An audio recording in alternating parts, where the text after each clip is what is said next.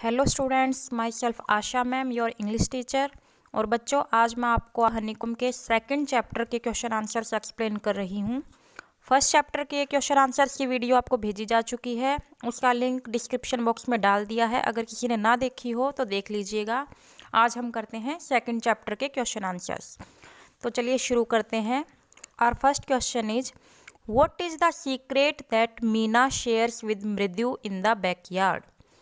कि मीना ने मृत्यु के साथ कौन सा सीक्रेट मतलब कौन सा रहस्य बताया था पीछे वाले आंगन में। भाई बैकयार्ड में जो पीछे वाले आंगन में मीना ने मृत्यु के साथ कौन सा सीक्रेट शेयर किया था। तो हमारा आंसर होगा, मीना टोल्ड मृत्यु दैट, मीना ने मृत्यु को बताया था, they found a small kitten outside the get that morning, कि उस सुबह उन्हें गेट के बाहर एक बिल्ली का बच्चा मिला था। मतलब क्या सीक्रेट शेयर किया था मीना ने, कि उन्हें उस सुबह उनके गेट के बाहर एक बिल्ली का छोटा बच्चा मिला था। तो ये बात उसने मृदु को बताई थी। सेकंड क्वेश्चन देखिए, how does Ravi get milk for the kitten? तो रवि ने उस बिल्ली के बच्चे के लिए दूध कैसे प्राप्त किया? Ravi gets a little milk from the kitchen, Ravi रसोई से थोड़ा सा दूध लेता है, and pretends to drink it himself, और इसे खुद पीने का दिखावा करता है। प्रिटेंड का मतलब होता है दिखावा करना, मतलब वो ये दिखाता है कि उसको खुद को दूध पीना है। And pours the milk into a coconut half shell, और वो उस दूध को एक कोकोनट के नारियल के खोल में डाल देता है, मतलब उस बच्चे को पिलाने के लिए। थर्ड क्वेश्चन देखिए, who does he say the kitten ancestors are? Do you believe him? तो रवि के अनुसार उस बिल्ली के पूर्वज कौन थे, और क्या आप उसकी बात का विश्वास करेंगे? तो he says that the kitten's ancestors are great Pallava king, तो उसने कहा था कि उस बिल्ली के बच्चे के जो वंशज हैं वो पल्लव किंग्स थे, मतलब पल्लव राजा थे। No we don't believe him, तो हम तो उसकी बात का विश्वास नहीं करते। फोर्थ क्वेश्चन है, what was the noise that startled Mridu and frightened Mahendran? मतलब ऐसी क्या आवाज़ आई जिसने मृदु को चौंका दिया और महेंद्रन कौन? वो बिल्ली का बच्चा, और महेंद्रन को डरा दिया। तो it was the creaking sound coming from the window that startled Mridu and frightened Mahendran, मतलब एक खिड़की से चूं चूं की आवाज़ आ रही थी, क्रीचिंग साउंड थी, जिसको सुन के मृदु चौंक गई थी और महेंद्रन डर गया था। अब सेकंड पार्ट के क्वेश्चन आंसर्स देखिए। The music master is making lovely music, जो म्यूजिक मास्टर है वो बड़ा ही मधुर संगीत बजा रहा था। Read aloud the sentences in the text that express this idea, तो आपको केवल बुक में से वो लाइंस बतानी है जो इस आइडिया को एक्सप्रेस करती हैं, दिखाती हैं। तो वो लाइनें हमारी हैं, the music master's music is like the wheels of a train fitting smoothly into the rails and wheezing alone, मतलब जैसे रेल अपनी पटरियों पर एकदम सीधी चलती है ना, जो सपाट आवाज़ आती है, तो वैसी ही आवाज़ म्यूजिक मास्टर के म्यूजिक से आ रही थी। मतलब जैसे रेल बिल्कुल सीधी गति से बिना कोई आवाज़ को इधर उधर करे एक स्वर में चल रही थी, तो वैसी ही आवाज़ म्यूजिक मास्टर के म्यूजिक की थी। सेकंड क्वेश्चन देखिए, had the beggar come to Rukmini's house for the first time? Give reasons for your answer, कि जो बेगर है, जो भिखारी है, क्या वो रुक्मणी के घर पे पहली बार आया था? तो आपको कारण बताना है इसके पीछे। तो हमारा आंसर होगा no, the beggar had not come to Rukmini's house for the first time, कि वो जो बेगर है वो रुक्मणी के घर पहली बार नहीं आया था।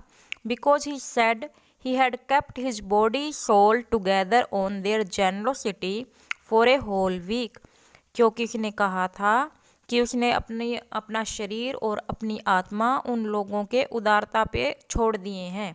मतलब वो काफ़ी दिनों से उनके पास आ रहा था, वो पहली बार नहीं आया था, वो तो उनके ऊपर डिपेंड हो चुका था। थर्ड क्वेश्चन देखिए, a sharp V shaped line had formed between her eyebrows, मतलब उसकी भौहों के बीच एक वी आकार की तीखी लाइन बन गई थी। What does it suggest to you about Rukmini's mood? तो ये बात आपको रुक्मणी के मूड के बारे में क्या बताती है कि कैसा था रुक्मणी का मूड उस टाइम पे। तो हमारा आंसर होगा Rukmani is very angry at this time, कि रुक्मणी उस टाइम पे बहुत ज़्यादा गुस्से में थी। अब नेक्स्ट क्वेश्चन देखिए, वर्किंग विद द टेक्स्ट के अंदर ही क्वेश्चन, काफ़ी लंबा चैप्टर है ये हमारा। Describe the music teacher as seen from the window. अब खिड़की से देखने पर जो म्यूजिक टीचर था वो कैसा दिखता है, तो थोड़ा सा उसका डिस्क्रिप्शन हमें देना है कि वो कैसा दिखता है। तो हम कहेंगे the music teacher was a lean man, कि जो म्यूजिक टीचर था वो एक छोटे से कद का आदमी था। ही हैड पतला सा, he had mostly a bald head, और उसका सिर जो था वो गंजा था। He was wearing a gold bordered dhoti, उसने एक सुनहरे रंग के बॉर्डर वाली धोती पहन रखी थी। और he was playing a violin, और वो वॉयलन बजा रहा था। बाल्ड हेड था मतलब गंजा सिर था, और गोल्डन बॉर्डर वाली धोती थी उसकी, और वो वॉयलन बजा रहा था। नेक्स्ट देखिए, what made Mridu conclude that the beggar had no money to buy chappals. अब मृदु ने किस बात से अंदाज़ा लगाया कि जो बेगर है उसके पास चप्पल खरीदने के लिए पैसे नहीं हैं। The beggar was not wearing any shoes और चप्पल्स दो इट वॉज वेरी हॉट। अब उस बेगर ने ना ही कोई जूते पहन रखे थे, ना ही कोई चप्पल पहन रखी थी, हालांकि बहुत ज़्यादा गर्मी थी। This makes Mridu conclude that the beggar had no money to buy chappals. तो इस बात से मृदु ने ये निष्कर्ष निकाल लिया कि उस भिखारी के पास ये चप्पल खरीदने के लिए पैसे नहीं हैं। What does she suggest to show her concern? और अपनी चिंता दिखाने के लिए वो क्या सजेस्ट करती है, क्या सलाह देती है। To show her concern, she suggests that they should give the beggar a pair of chappals, कि उस भिखारी की मदद करने के लिए उसे एक जोड़ी चप्पल दे देनी चाहिए। तो ये सुझाव देती है कि अपने घर से एक जोड़ी चप्पल हम उसको दे सकते हैं। On getting Gopu Mama chappals the music teacher tried not to look too happy. Why. अब गोपू मामा की चप्पल मिलने पर म्यूजिक टीचर दिखाता है कि वो ज़्यादा खुश नहीं हुआ। वाई, तो ऐसा क्यों दिखाता है वो। Because he wanted to show that his chappals were more expensive and new from these chappals. मतलब वो ज़्यादा खुशी इसलिए नहीं दिखाता क्योंकि वो ये दिखाना चाहता है कि जो उसकी चप्पलें थी वो इन चप्पलों के बजाय ज़्यादा महंगी थी और नई थी, इसलिए वो ज़्यादा खुशी नहीं दिखाता। ऑन गेटिंग, नेक्स्ट क्वेश्चन हमारा, on getting a gift of chappals the beggar vanished in a minute. Why was he in such a hurry to leave.